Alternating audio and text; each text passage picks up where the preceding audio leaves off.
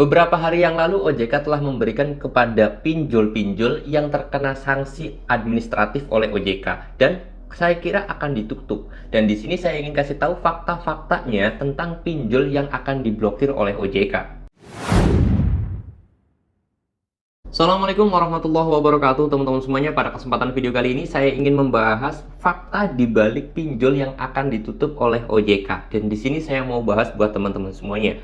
Tapi perlu digarisbawahi terlebih dahulu bahwasanya dasaran atau referensi saya itu membuat video ini adalah dari postingan OJK beberapa minggu yang lalu, atau lebih tepatnya di tanggal 29 Juli ya teman-teman semuanya. Dan saya sendiri baru menemukan faktanya tuh hari ini teman-teman. Nah, di sini saya mau bahas yaitu tentang fakta di balik pinjol yang akan diblokir oleh OJK. Kenapa saya membuat video seperti ini? Karena memang bisa berdampak positif untuk teman-teman semuanya yang sedang melakukan galbay, atau mungkin ya ada sedikit gambaran buat teman-teman semuanya yang biar kalian itu jangan takut untuk melakukan galbay teman-teman ya. Oke, jadi kalau saya melihat postingan dari pihak OJK-nya, langsung dari pihak OJK Indonesia ya, dari Instagramnya, akun resmi OJK, ini saya menemukan bahwa OJK telah melakukan sanksi administratif sebesar 372 kepada para 196 sanksi peringatan tertulis, terus kemudian 166 sanksi denda, dan 7 sanksi pembatasan kegiatan usaha, dan satu pihak utama yang telah dikenakan sanksi penilaian kembali. Nah,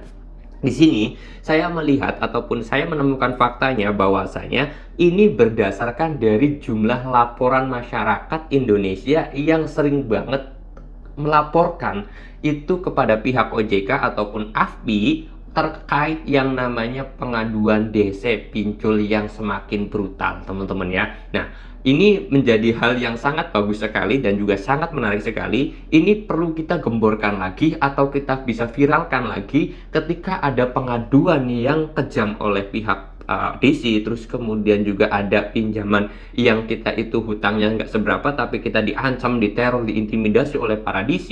Itu kita bisa segera laporkan lagi kepada pihak OJK-nya agar hal ini bisa membuat para OJK itu menindak lebih banyak lagi kasus-kasus yang ada di perpinjolan. Nah, kenapa kok OJK ini memberikan sanksi kepada banyak sekali pinjol? Itu ya karena memang saya akui dan saya menemukan faktanya karena laporan dari masyarakat yang mana penagihannya itu dengan cara kasar, intimidasi, menakut-nakuti. Nah, ini banyak sekali. Nah, di sini OJK akhirnya memberikan sanksinya. Terus kemudian sekarang itu OJK juga sedang menilai lagi terhadap yang namanya kegiatan usaha pinjol ini. Artinya OJK sedang menggali lagi gimana ketentuan syarat yang telah diberikan kepada para pinjol ini dilaksanakan atau tidak. Nah, di sini saya harap teman-teman semuanya, saya membuat video ini segera. Kalau misalkan kalian itu dapat chat dari DC ancaman ataupun yang tidak sesuai SOP penagihannya, itu kalian langsung laporin ke OJK. Kalian bisa laporan ke 157 itu juga bisa ya teman-teman semuanya, atau melalui situs websitenya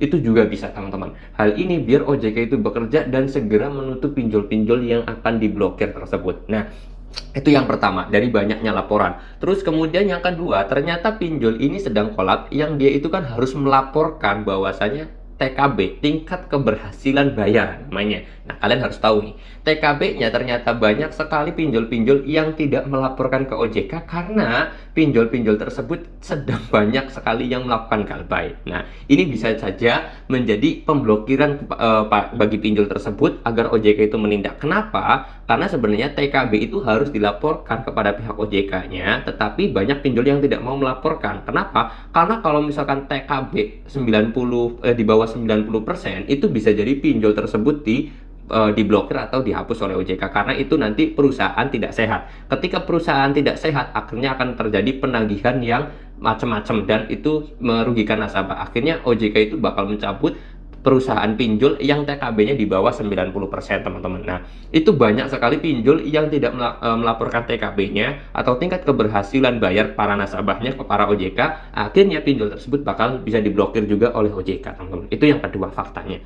Dan yang ketiga adalah masalah administratif dari para pinjol tersebut. Nah, masalah administratif ini sebenarnya teman-teman ya kita nggak bisa ulik secara dalam dan secara detail karena pinjol tersebut tidak memberikan laporan secara detail dan juga jelas dalam situs websitenya. Begitupun ketika kita menyebutkan pinjol apa aja yang sedang dalam sanksi OJK. Itu OJK tidak memaparkan atau OJK sendiri tidak menyebutkan aplikasi pinjol tersebut pinjolnya apa aja. Itu jadi kalau misalkan ada hoak nih bahwasanya pinjol ini bakal ditutup oleh OJK, itu berdasarkan ini nggak ada. Karena OJK sendiri tidak berani menyebutkan atau tidak menyebutkan pinjol tersebut apa aja yang akan ditutup, apa aja yang akan diblokir. Kenapa? Karena ketika OJK memberikan informasi seperti itu, maka nanti nasabah 100% yang pinjam di aplikasi ini akan segera melakukan galbay. Dan OJK makanya tidak menyebutkan aplikasinya. Dan saya sendiri tidak mau menyebutkan langsung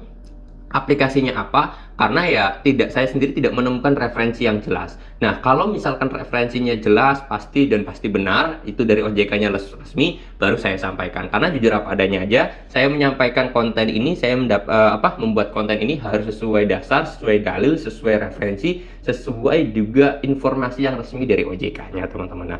Nah, itu adalah 3 fakta dibalik pinjol-pinjol yang akan diblokir, dan tidak menutup kemungkinan dalam waktu dekat OJK bakal menutup pinjol-pinjol lagi. Setelah kemarin itu sudah ada 2 pinjol yang ditutup atau 3 pinjol yang ditutup oleh OJK, itu ya alhamdulillah kita cukup bangga. Dan juga ada 66 ya, kalau kita dilihat dari data tahun 2020 sampai tahun 2024 itu ada 66 pinjol yang diblokir atau ditutup izinnya oleh OJK, teman-teman. Nah, di sini saya harap teman-teman semuanya, bagi teman-teman semuanya yang tidak mampu untuk bayar, tolong lakukanlah galbay. Jangan sampai kalian itu melakukan gali lubang tutup lubang. Saya menginstruksikan buat teman-teman semuanya yang tidak mampu, silakan untuk galbay. Kalau yang mampu ya itu terserah kalian, mau bayar atau tidak itu terserah kalian kembali lagi. Tapi yang bagi tidak mampu, saya harap banget kalian itu galbay aja. Jangan sampai kalian itu melakukan gali lubang tutup lubang. Saya yakin dalam hati nurani kalian juga ya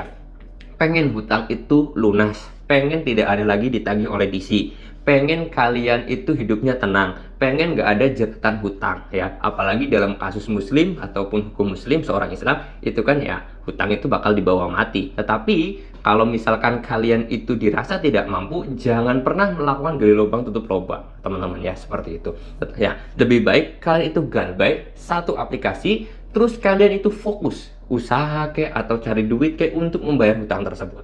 Tapi kalau kalian itu dirasa tidak mampu, kalian galbay aja, biarkan kalian itu ya fokus bekerja aja. Jangan sampai kalian itu terfikirkan untuk melakukan gali lubang tutup lubang. Dan kalian berpikir pertanyaan yang sering banget muncul, kalau minjem di aplikasi ini ada DC-nya atau tidak? Dan itu saya harap sudah tidak ada lagi pertanyaan seperti itu. Karena kalau misalkan kalian itu bertanya seperti itu, artinya kalian itu masih mau ada keinginan gali lubang tutup lubang.